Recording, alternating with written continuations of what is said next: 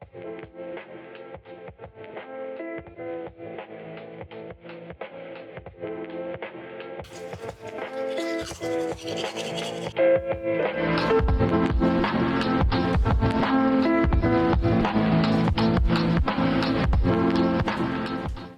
back, everybody. I hope you guys enjoyed that intro. If my voice sounds a little like scratchy, I'm a little under the weather, so just bear with me. But as you guys saw, today's gonna be maintenance day, so I will just do a little head count of what we got, and I gotta turn the lights on back here. As you can see, it's dark. There, that's better. What we got here? We got some Valvoline. Oh, don't want to show my address. Valvoline VR1, 6 bottles of it for the Evo. And then for the Silvia, we got some Motul 5W40. So I went with a little bit thicker viscosity for the Evo, or sorry, the Silvia, because I'm gonna be on limiter a lot more than the Evo. So just kind of going off what people recommended me, and it seems like it's gonna do decent. So nothing much else to say, but let's just get these cars ready. Okay, first off, we're gonna start with this car. Where's my oil filter? There it is. So I have this, I think it's gonna work. It's a Napa, it looks exactly the same as the OEM one, so I think it'll work. And then I have the Silvia. I have no idea if this is gonna work, but I have a Greddy oil filter. Because it has a sandwich block on it for all the sensors and all that shit, so I'm hoping it works. It should, but the last filter I tried on the Silvia, the sandwich block has a weird thread pitch, so we'll see. Either way, I'm like 99% sure this is gonna work, so let's get right after the Evo.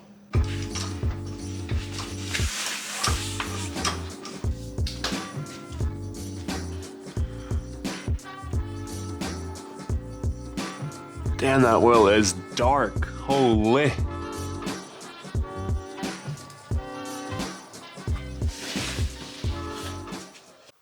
So the last oil I actually used was Mobile 1, and I found it broke down pretty fast. Right now what we're trying today, I've never tried it before, but I'm excited to see how it does. Everyone says great things about it. We're using that Valvoline VR1. A lot of race cars use it, a lot of people who drift use it, so I'm very interested to see what it's like. I just got 1030 because the Evo doesn't need anything insane. And we're still just dripping a little bit down there, but I'm just interested to see, like, cause, you know, like as much as I say, oh, like this isn't a drift car and I don't like, you know, hit limiter and stuff a lot, it's just like, I still have fun and drive spiritedly in this car a lot every time I drive it. So it's like, for me, it's just, I'd rather have something good that I know if I want to beat the crap out of the car or take it to the track, then like, I won't have to worry about it. So we'll see. I'll, you know, a couple months time and I'll tell you guys honest opinion, because I'm not no sponsored YouTuber by Valvoline. So, yeah, let's let this drip and clean it up, and then I'll top it back up.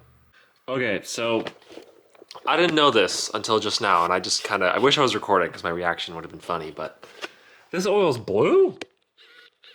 VR1 is blue? What the hell? I didn't know this oil was blue.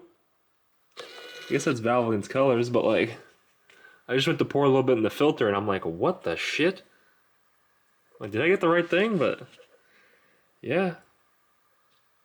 Okay, well, anyways, onwards, I guess. I've used Royal Purple and that stuff's purple, so whatever.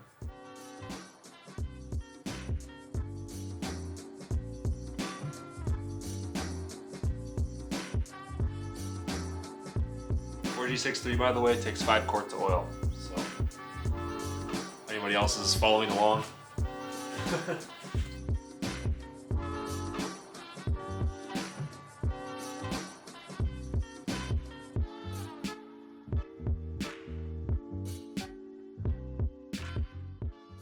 Alright, so it's filled. It's a little overfull.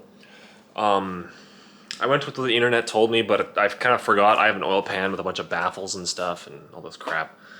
So it's gonna read it's gonna read fine. It's just, I gotta let the engine run for a little minute. So I'm gonna start it up, let it run for a minute, and then if it's still overfull, I'll drain a little bit out. And then, you know, pretty easy. Excuse me. So let's pop the garage open and get this car started.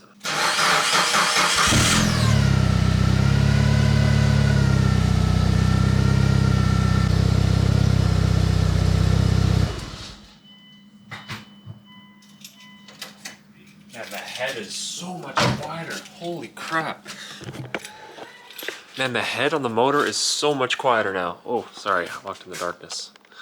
But it's unbelievable. Holy crap. Like the motor is like so sound. The whole, Jesus, I needed to change that oil sooner. But I'm gonna leave the car inside. I'll show you guys why. Oh wait, let me, you guys need a filter. Like it's, she's snowing. I don't know if you guys can see the snowflakes hitting the ground, but it's a winter wonderland out there. As you guys saw at the start of the video, it's fucking April. Alrighty, after having the engine running for a little bit, as you guys saw, oh my god, taking a dipstick out with one hand is awkward. I fucking, goddamn. I screwed this up. Ugh. Ugh. One-handed, boys.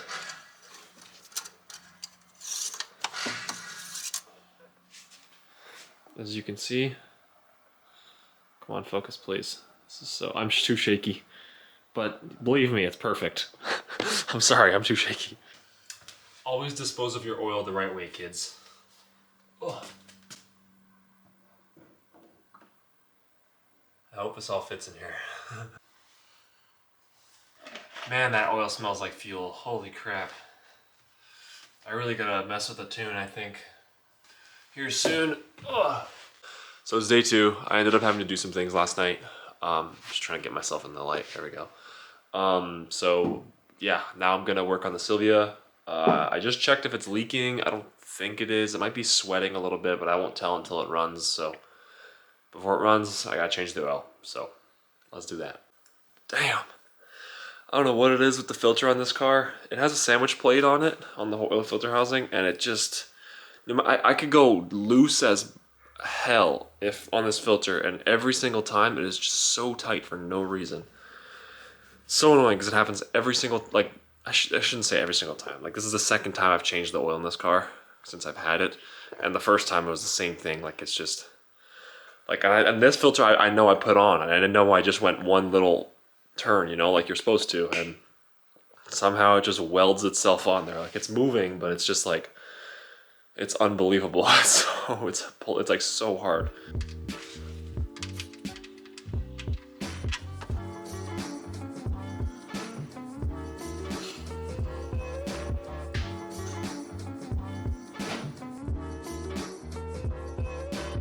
I got it.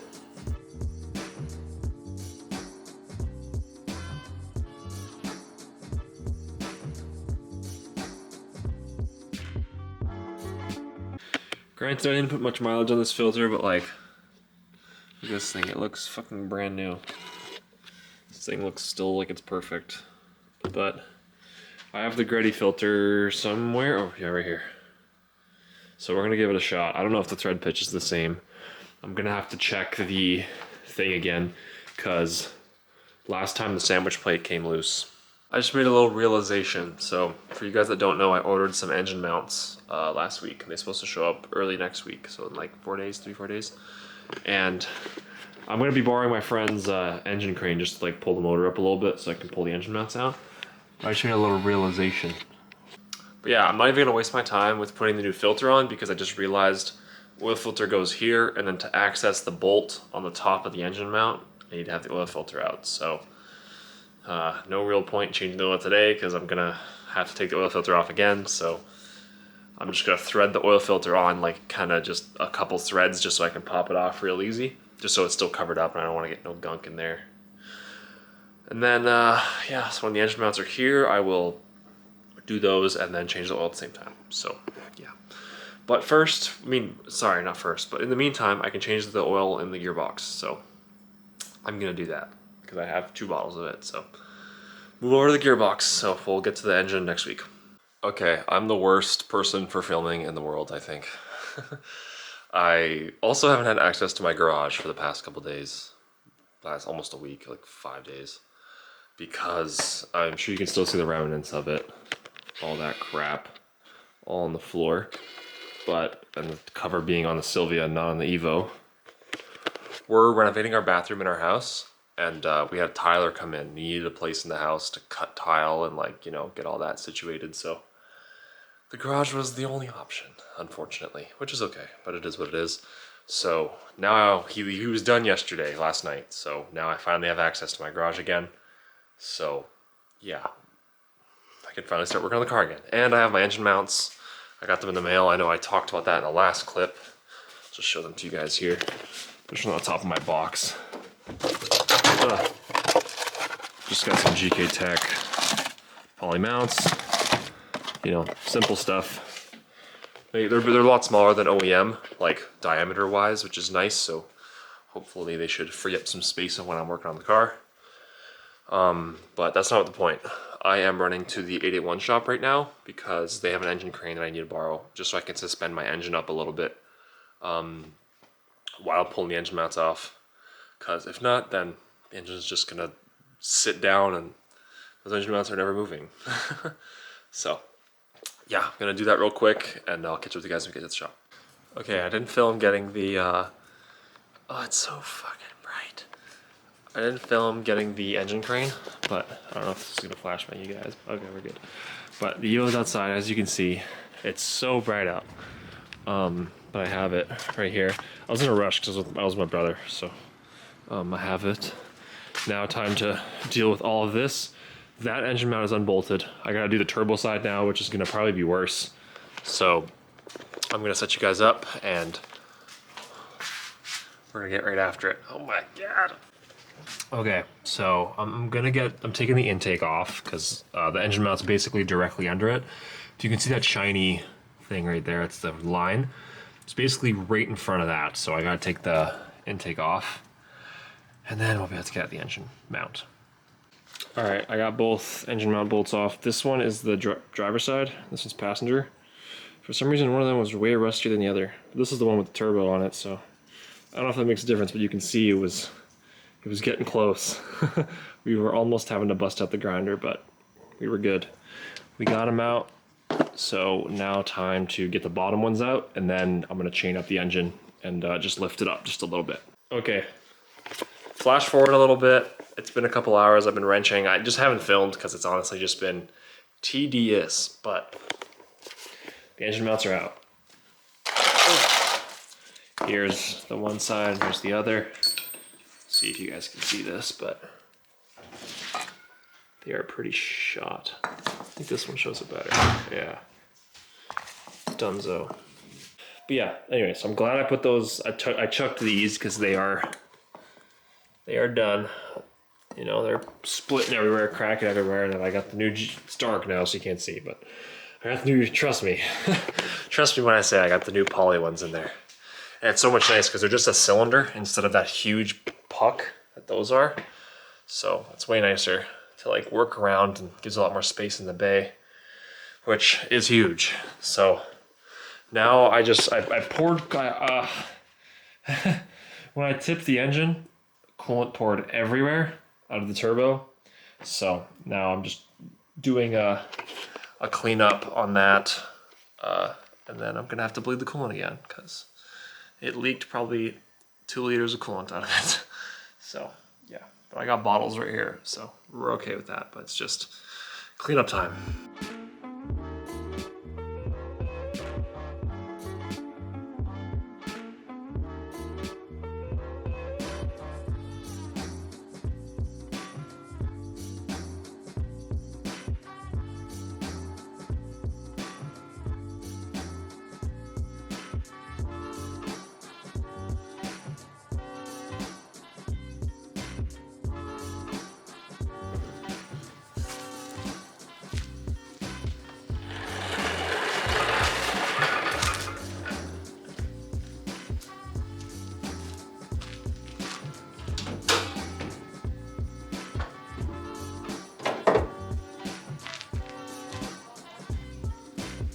So I've just been going at the car. I got all the turbo side back together. Yeah, it's nothing too crazy. That's why I'm not really filming it. Stuff you guys have already seen. Just getting the engine back together and getting everything safe. and trying to make this car as reliable as possible, obviously always being the goal. Holy, again, another super bright day. But all that's really left, here, let me just step out of the light and then turn my filter off. Yeah, there we go. So, all that's really left, I got all the whole hot side on. Now I just need to there's a couple last plumbing things for the turbo and for the catch can, and then I gotta fill it with oil, obviously. And then I also have to go to the back and I'll show you guys. So the factory bolts for just any car, really, I was gonna say S chassis, but it's just a car thing, are like, that's how you adjust the alignment, is by like the lockout, like the lockout half moons or whatever you call it. So this arm and that arm have it. So I'm gonna take those out and replace them for just eccentric bolts that are just like normal, no lockout shit. Because what can happen is, say if you hit a bump real hard or something or whatever, with adjustable arms, you already have that adjustability, obviously. And it can like spin the bolt with the, like when you have Heims and stuff, it can spin the eccentric bolt and then it can knock your alignment out, which would suck. So you gotta get, you gotta spin the bolt or get a new alignment or whatever, right? So just do these. It's a cheap thing to do and it makes life easier. If you're already spending the money on arms, just spend the extra, whatever, 80 bucks or whatever on those. It's worth it. Okay, so again, I didn't film. I just got all those bolts in. I'm just kind of cleaning the garage right now, but it took me way too long. Well, the actual job didn't, because I was doing the bolts and I got a notification on my phone that someone was trying to hack into my Steam account. So that's great. I had to go deal with that, obviously, change all my stuff, and seems like there was a data breach at Steam, and my account just got almost hacked, so that's great. Always get two-factor authentication. That is just the way to do it. But anyways, yeah, so we're just getting situated here. I have the oil all filled up. I'm just gonna put these wheels away and stuff. I just gotta clean all of that.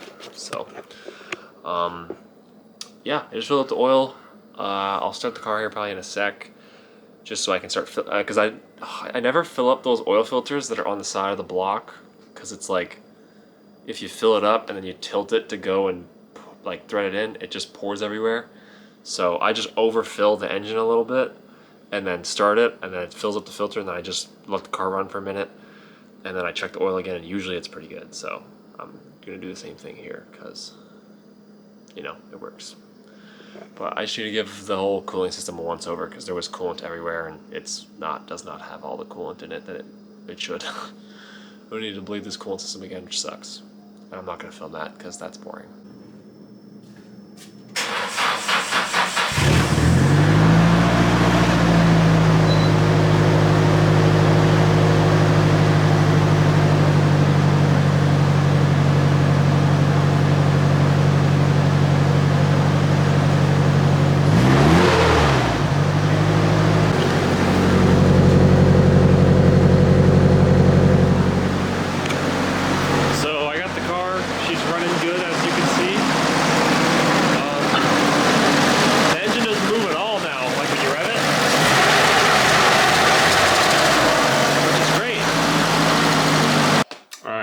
Car number 1 and car number 2 inside. This one obviously was always inside, but I got that one back in. The Silvia is so close now, like, other than honestly, like mechanically and like with suspension and everything, this car it's pretty darn ready. I don't think there's much else like stopping it from driving right now, other than like cosmetic stuff that I want to do just for me, right? But like, there's nothing stopping me right now from pretty much throwing wheels on it and bringing it down to the alignment shop. So, excuse me. Obviously, that's super exciting. So, I'm very stoked. I'm probably these next couple of days, I'm probably gonna look into getting an alignment. There's a shop I'm looking at going at, but I need to figure out what alignment specs I want to run for this car. Like, I don't know. Like with cut knuckles, I have no idea like what alignment you want for S chassis. So I got to do my research, which is okay. I'm just gotta learn, gotta do our thing. So.